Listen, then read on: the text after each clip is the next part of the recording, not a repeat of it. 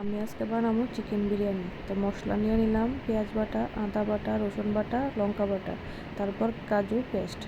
তো এখানে পেঁয়াজ কুচি, তারপর চিকেনগুলোর মধ্যে পেঁয়াজ, আদা বাটা, রসুন বাটা, মরিচ বাটা সব কিছু দিয়ে দিলাম। তারপর দিয়ে দেবো ধনে গুঁড়ো,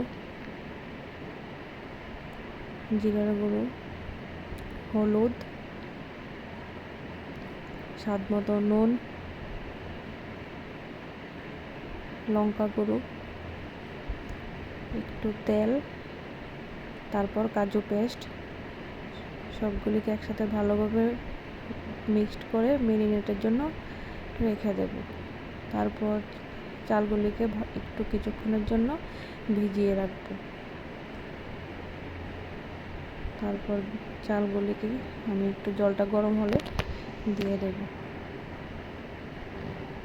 তারপর দিয়ে দেব লং, দারচিনি, এলাচি। তারপর তেলের মধ্যে পেঁয়াজ কুচিগুলি দিয়ে দেব। তারপর ম্যারিনেট করা চিকেনগুলি দিয়ে ভালো করে নেড়ে এবার নাড়তে হবে। তারপর দিয়ে দেব ওই ভাতগুলা। এখন আবার ভালোভাবে এগুলিকে নাড়তে হবে। নাড়তে নাড়তে দেখুন রাঁধতে রাঁধতে আমার অবস্থা খারাপ। Ignore my face. এই যে দেখুন হয়ে গেল আমার চিকেন বিরিয়ানি।